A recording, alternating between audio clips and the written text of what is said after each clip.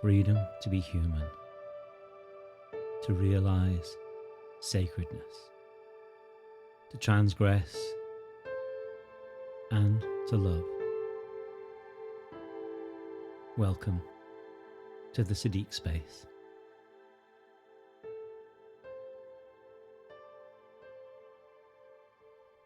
Hi there, welcome to the Siddique Space podcast. Welcome to the discovery of yourself, which is an exploration of the greatest question of human truth. Now this morning, you may hear some background sounds. This podcast has been recorded in 3 different locations. I'm in India at the moment, so you may get some background sounds on this section. Then there's going to be a section which is an excerpt from my teacher Swami Satchidananda speaking, and that was recorded on retreat. And then there's an excerpt from one of my own satsangs, which was recorded here in a local park in India. So there's definitely background sounds on that. So please forgive the sound. We've heard throughout time the call that we should know thyself. And what you might notice is that when this is said, we are rarely told how we might make this journey. All my life has been dedicated, it seems, to understanding the how of things and to living this life from its authentic heart. My work as a teacher simply shares my findings along the way with those who have come to that place in their heart when it is time for them to discover the truth of who they really are beyond the conditioning that has been laid upon them by upbringing, by society, and so on. The feeling of wanting to get back to yourself in a way that you might not have lived, but can feel within everything that you do. In this month's podcast, I'm pleased to share with you an excerpt of my own teacher, Swami Satchidananda, talking about this very question. Then this is followed by yours truly exploring the how and the what of the main elements of conditioning, those things that twist us up personally, nationally, and globally so badly. We released a very powerful meditation this week, which is also called The Discovery of Yourself, on our website. I felt that this was needed right now as a direct response to the very difficult times that we're in, where people are being pushed into false dualities and false centers instead of seeing things from a place of intrinsic wisdom and wholeness, which then would be at least a small step to the equity and liberty we've not yet begun to experience in any meaningful way as a species or as members of the family of life. If you would care to join me for a free monthly meditation, please check out our website at authenticliving.life and look for the open space meditation. This is either donation or free entry and is open to all sincere seekers, all sincere people. It's a really beautiful gathering and practice that occurs every month on either the 3rd or 4th Sunday, depending on my diary. And as listeners to this podcast, you would be more than welcome. There are more details in the podcast notes. So I'll hand you over now to my teacher, Swami Satchidananda, and then yours truly. And then if you feel like having a go with the actual meditation itself, it's at our website. Or if you have an Insight Timer membership, it's there. But also, if you don't have a membership at Insight Timer, you can take out a 7-day free trial and then just have a listen to it anyway. That's what I would do.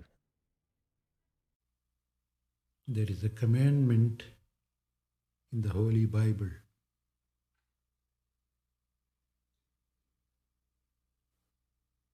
It asks us to seek that kingdom first.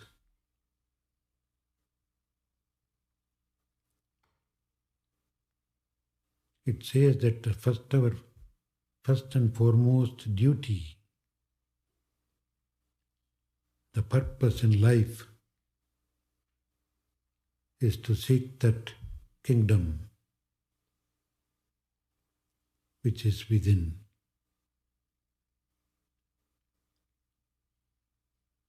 The Hindu scriptures say, know thyself.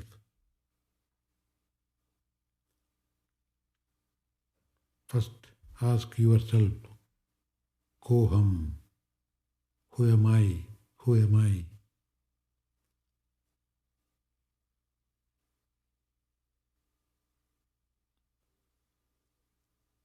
And negate all that you are not you.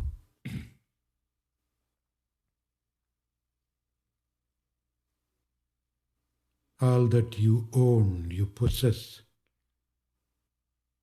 you deal with, negate them all as not you. Neti, neti, neti, neti. This is not me, this is not me, this is not me. They are mine, all right, if you want to call them so. They are mine, but they cannot be me.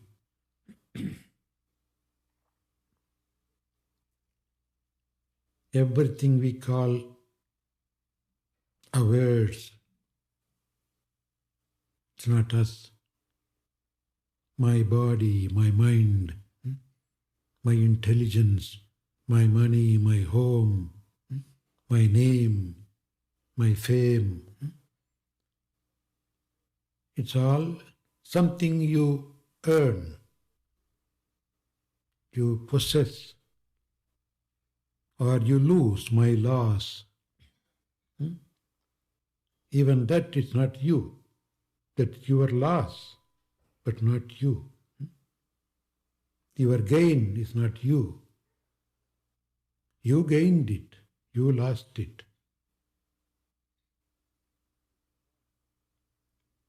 My God is not you.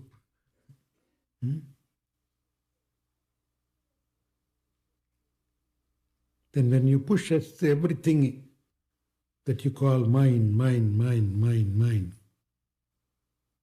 ultimately you come to the understanding that none of these things are me. But the only person left out is the negator. I am the one who is saying, not mine, not mine, not mine. So then who am I?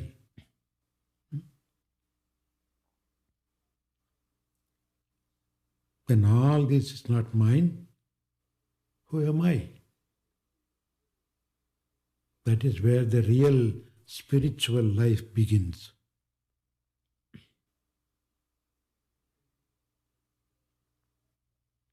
That's where you begin to seek the truth.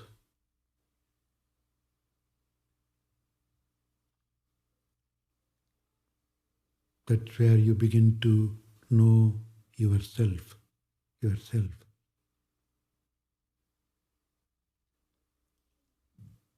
So in life, it's a constant practice of negating, not me, not me, not me, not me, until you have nothing to negate.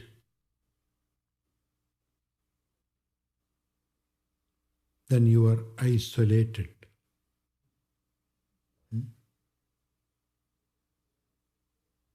Until then, you are not isolated. You are in the company. You have something. You possess something. You own something. Something to color you, cover you, to contaminate you. You are not totally sterilized. You are not totally naked. As Buddha says, one should become naked. Nirvana. The physical nakedness comes only when you take off all your clothing. But that is physically naked. But the spirit should become naked. Naked from the mind and its place.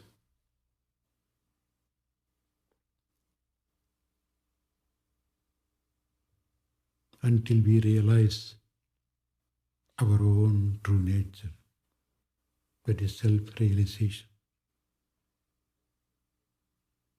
It's a constant struggle because the ego doesn't let us do that.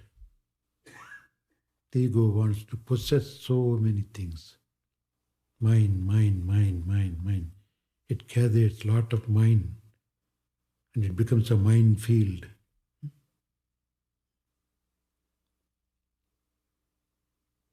Our life itself becomes miserable. How can you live in the minefield? Everything you touch explodes.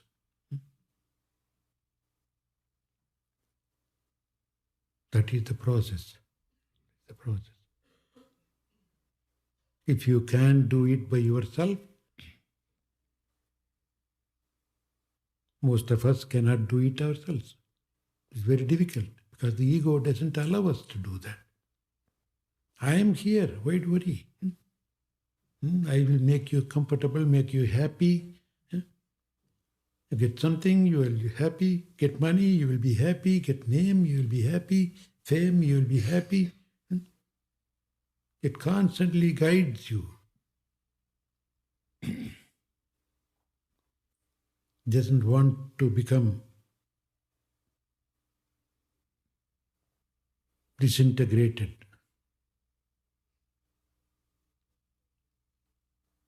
So as such, the easiest way, think that there is something outside of us. You can name it any way you want, a God or somebody outside of you. That's only until you get the grip of yourself. All these practices are like that. It's like an algebra case. You don't know the answer. You don't know where to begin. So that was Swami Satchidananda talking about the need to know who we are. And now here's yours truly looking at what elements actually make up the conditioning that take us away from ourselves, or the 5 main elements, that is, as far as I can see, and then what we might do about that and how this process of meditation works. The goal of the Who Am I practice is not to destroy one's identity, and it's really very important to underline that, but it's important to allow questioning of the blocks of object consciousness. So object consciousness is the sort of egoic blocks that we put together that we then try to rearrange, and we think that's what makes a life, you know? And so in my sitting with this to create this practice for you, I wanted to consider the 5 strongest, stickiest, grippiest parts of object consciousness. And so I'm going to share with you what I came up with there, and I'd love to hear from you what, you know, if there's additional ones that you think are particularly sticky for people. But I came up with country and cultural identity, and, you know, that's something. The way to think of object consciousness, if these things are real or not, is it dangerous to talk about these things within certain settings? Am I allowed to say, you know, America is this, England is this? Am I allowed to say, you know, the values of this country are this? And you can add what you want to that and see if that's allowed. Are you free to say this, that, or the other? So if you're not, that shows that there's an object consciousness there. If you bind to that through your own identity, if you feel that you squeeze into that to give yourself personhood, then that is object consciousness. And the thing is that you may not know that you're doing it. You may think yourself liberal, you may think yourself free, you may think yourself Republican, you may think yourself American, you may think yourself English, Indian, Chinese, you know, Israeli, Palestinian, Arab, whatever. But if that's worn as a who we are, then we can lose who we actually are behind that. So this process of this meditation is to sit in being and just to turn the question of, is that what the experience truly is of who you are?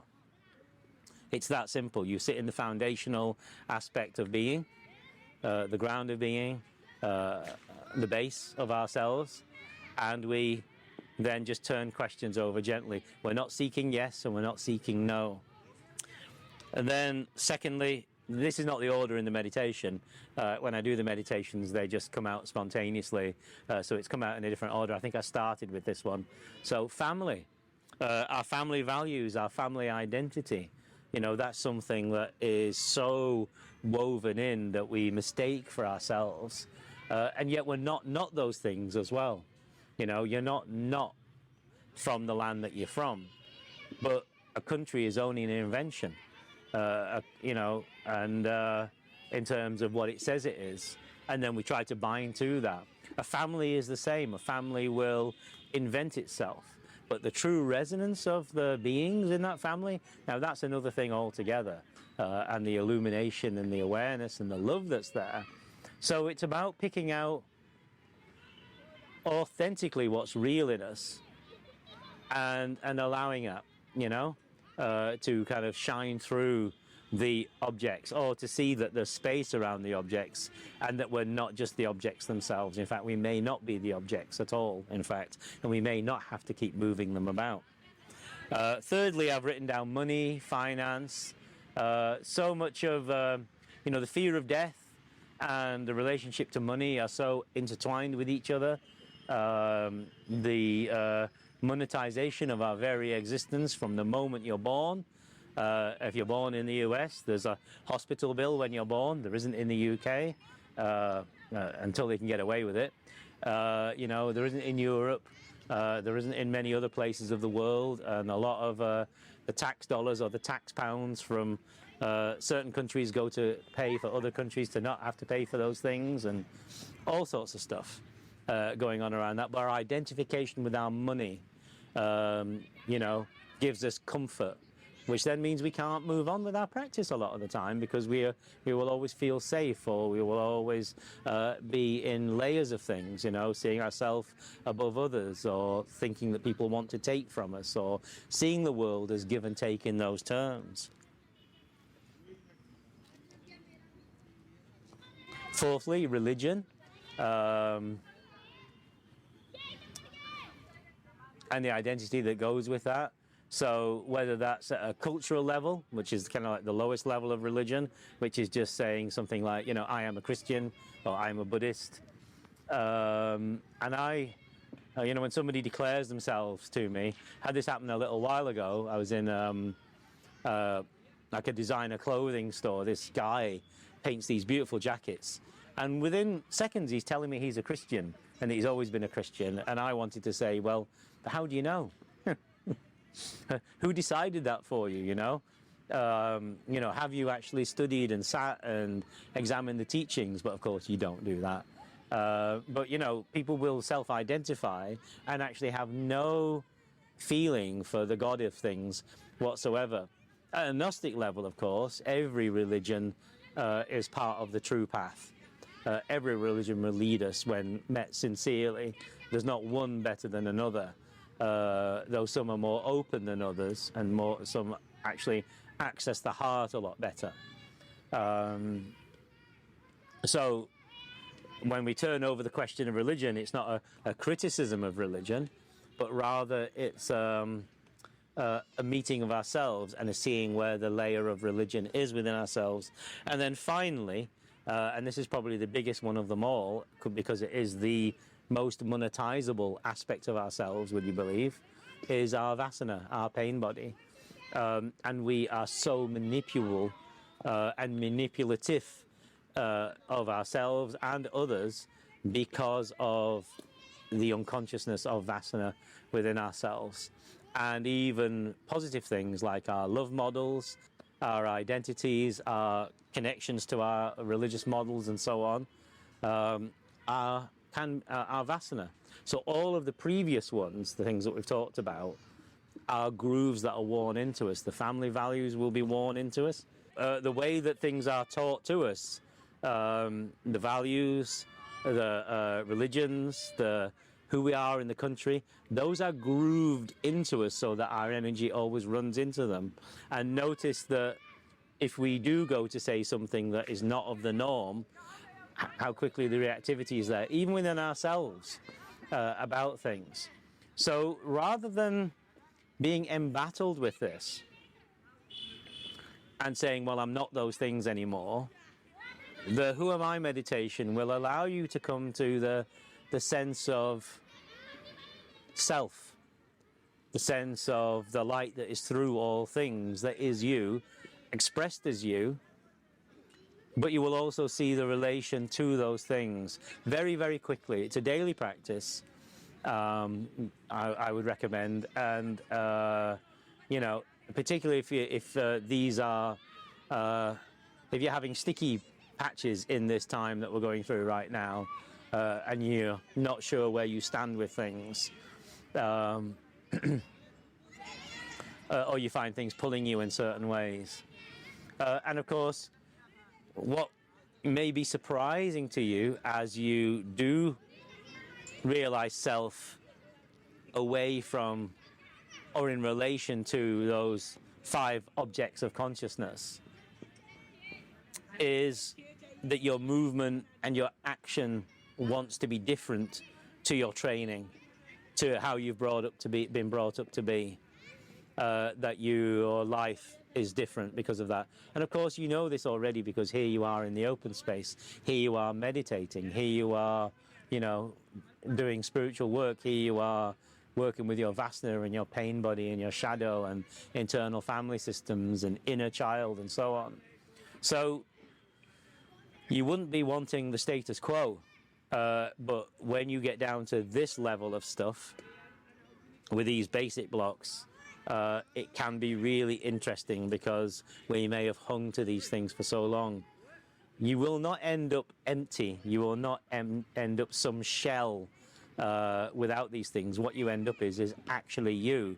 And then through the ordinary aspects of your life, through your relationships and your loving and your politics and your use of your money and the way that you interact with things and your how you view the news and where you access information from, and how you choose to put one foot in front of the other each day, will have more illumination within them, so you become more yourself rather than less. I was reflecting this morning how when we allow for the light in this way, and we allow for the questioning in this way, and we begin to, we don't find ourselves, but ourselves are unearthed, realized, how each of you is actually a ray of God's light. Each of us is actually a ray of the what is.